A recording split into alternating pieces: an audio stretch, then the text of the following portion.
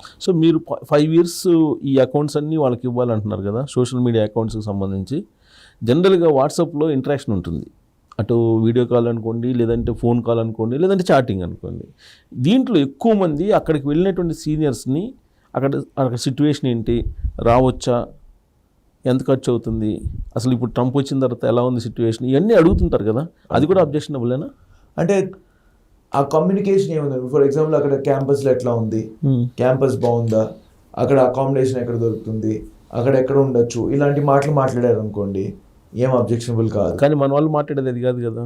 మరి మాట్లాడడం వాళ్ళకి రెస్టారెంట్లో జాబ్స్ దొరుకుతాయా, అలాంటి అడిగిన వాళ్ళకి గ్యారంటీగా అబ్జెక్షనబుల్ అండి, వీసా కష్టమే అంటారు గ్యారంటీగా. అలా మాట్లాడుకున్న అలాంటి మీడియా చాటింగ్ అలాంటివి ఉన్నాయంటే గ్యారంటీగా అబ్జెక్షనబుల్.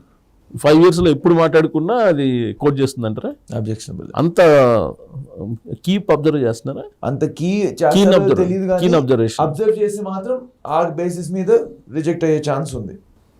సో దీని మీద స్టూడెంట్స్కి బాగా అవగాహన వచ్చిందా? మీరు ఎలాగో 25 ఇయర్స్ నుంచి కన్సల్టెన్సీ నడుపుతున్నారు కదా, మీకు మీ దగ్గరికి వచ్చే స్టూడెంట్స్కి వీటి మీద అవగాహన ఉన్నట్టు అనిపిస్తుందా?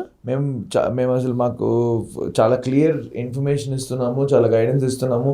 మాకు తెలిసినంత వరకు మా దగ్గర ఎవరైతే ప్రాసెసింగ్లో ఉన్నారో వాళ్ళెవరికి ఇష్యూ అయితే 100% లేదు. బట్ ఇంకొకళ్ళిద్దరు మనం చెప్పిన తర్వాత కూడా చేసే పనులు చేస్తూ ఉంటారు.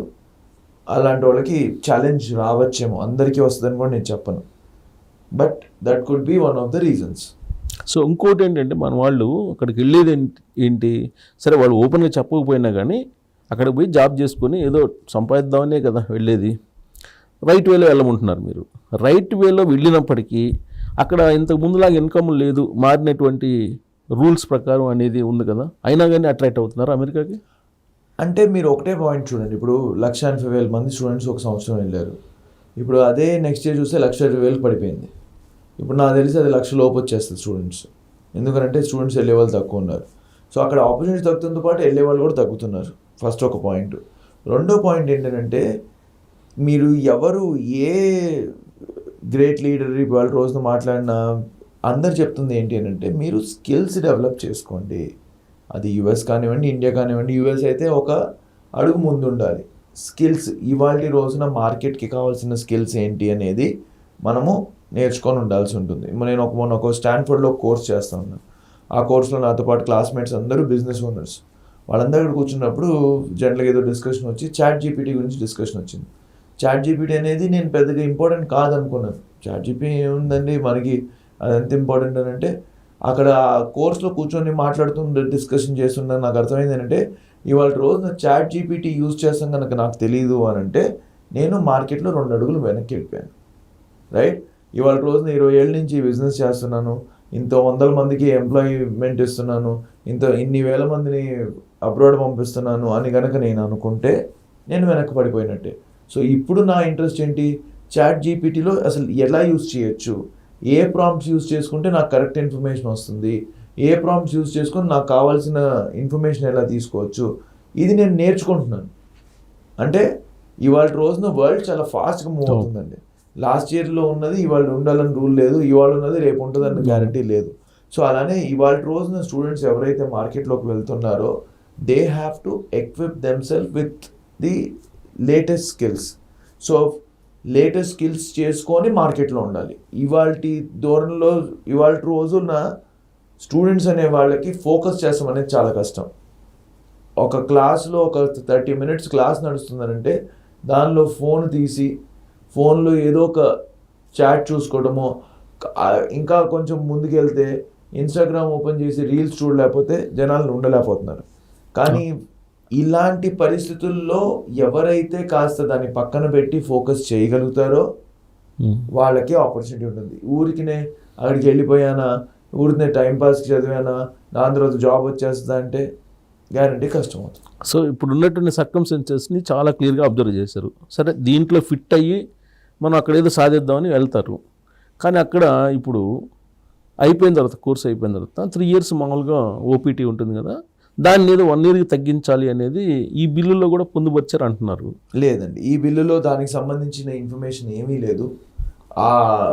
ఈ బిల్లులో స్టూడెంట్స్కి ఇంటర్నేషనల్ స్టూడెంట్స్ ఓపీటీ తగ్గిస్తూ ఉన్నది కానీ, ఇంటర్నేషనల్ స్టూడెంట్స్కి ఇంటర్న్షిప్స్ గురించి కానీ, ఇంటర్నేషనల్ స్టూడెంట్స్కి వీసా కండిషన్స్ కానీ, ఈ బిల్లులో వాటికి సంబంధించింది ఏమీ లేదు.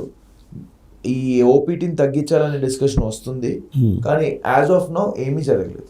అదొకటి H1B వీసాకు సంబంధించి కూడా జాబ్ లేకపోతే ఇంతకుముందు ఉన్న టెన్యూర్ని అంత కాకుండా తగ్గించాలి అనేది కూడా ఒకటి జస్ట్ న్యూస్ అయినా, లేదంటే అది కూడా ఇంకా ఇవన్నీ కూడా డిస్కషన్స్లో ఉన్నాయని చెప్పని పాయింట్ వస్తుంది తప్పితే, H1B అనేది 3 yearsకి ఇస్తారు, 3 to 5 years ఇస్తారు.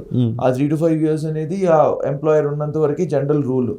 ఇవన్నీ ప్రకారంగా ఎలా ఉండి ఏంటి అనేది lot of discussions are happening. ఇప్పుడు ఏంటంటే హై స్కిల్డ్ వాళ్ళకి ఈజీగా వచ్చేయాలి, వాళ్ళకి కోటా సిస్టమ్. ఎందుకంటే H1Bకి సంవత్సరానికి 85,000 మందికి మాత్రమే వీసాలు వస్తాయి.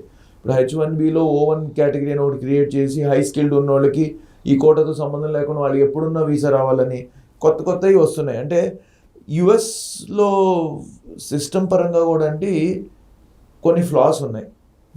ఎప్పుడో ఏళ్ల క్రితం క్రియేట్ చేసిన రూల్స్, వాళ్ళు దాన్ని రీసెట్ చేయలేదు. ఎప్పటి నుంచో మారుద్దాం అని చెప్పి మాట్లాడుతూనే ఉన్నారు తప్పితే, ఇది రీసెట్ చేయకపోవడం వలన మనలాంటి వాళ్ళు చాలా దాన్ని మిస్యూజ్ కూడా చేసుకున్నారు. ఎలా H1B సిస్టమ్ అని పేరు పెట్టేసుకొని దాన్ని ఎట్లా కూడా అక్కడ తీసుకెళ్ళి మళ్ళీ వాళ్ళు అక్కడ జాబ్లు పెట్టుకొని, సో సిస్టమ్ అనే దాన్ని బాగా యూజ్ చేసుకోమని చెప్పారు, బాగా మిస్యూజ్ చేశారనే పాయింట్ కూడా నిజమే. ఈ ట్రంప్ ఏదైతే చెప్తున్నాడో దానిలో నిజం లేకుండా లేదు. కంపల్సరీగా మిస్యూజ్ అయ్యింది సిస్టమ్. అది మిస్యూజ్ అవ్వడానికి మనోళ్ళు ఎంత రీజనో, మనోళ్ళ కన్నా చాలా ఇంపార్టెంట్ రీజన్ యుఎస్ గవర్నమెంటే. వాళ్ళు మార్పులు చేయాల.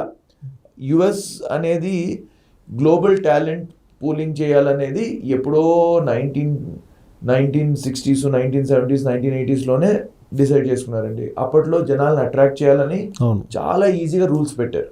ఈ రూల్స్ పెడతాం వల్ల ఏమైంది, చాలా మంది మెల్లమెల్లగా వస్తూ ఉన్నారు. 2000 వరకు మెల్లమెల్లగా వస్తున్నారు. 2000 నుంచి విపరీతంగా వస్తాం స్టార్ట్ అయిపోయారు జనాలు. ఇంతమంది వచ్చేసరికి ఎప్పటికప్పుడు వీళ్ళు సిస్టమ్స్ మారుస్తామంటాము. వేరే యూఎస్ డెమోక్రటిక్ కాబట్టి ఎవడో వచ్చి ఇది మార్చకూడదని అంటాడు, అది ఆగిపోతుంది. మళ్ళీ నెక్స్ట్ ప్రెసిడెంట్ వచ్చినప్పుడు ఏదైనా మాట్లాడతాడు, మళ్ళీ ఆగిపోతుంది. అండ్ అక్కడ ఏంటంటే ఇప్పుడు ఈ సిస్టమ్ ఎలా ఉంటుందంటే, అక్కడ వెళ్ళి ఒక హైకోర్టు, ఏ స్టేట్కి ఆ స్టేట్ వాళ్ళ ఓన్ కంట్రీ లాగా అనమాట. ఈ అండర్ యుఎస్ గవర్నమెంటే ఉంటారు కానీ, ప్రెసిడెంట్ గవర్నమెంట్ కిందే ఉంటారు కానీ, అక్కడ ఉన్న governor is the ultimate authority. So ఇప్పుడు ఈయన వచ్చేసి లేదు ఇది రూల్ మారుస్తున్నాను, ఇక్కడ ఇది చేయకూడదని, కానీ అక్కడి నుంచి వచ్చి అక్కడ హైకోర్టులో కేసు పెట్టండి, ఇది ఆపేయాలి, స్టే చేయాలి. సో సిస్టమ్స్ కూడా వాళ్ళకి కొన్ని ఉన్నాయి. సో ఈ హోల్ ప్రాసెస్ అంటే థింక్ ఈ next few months or this year is going to be a resetting mode. So ఈ రీసెట్టింగ్ మోడ్లో మనకి కావాల్సింది ఏంటి అనేది మనం కరెక్ట్గా చూస్ చేసుకొని దానికి ఫోకస్డ్గా చేసుకోవడం చాలా ఇంపార్టెంట్.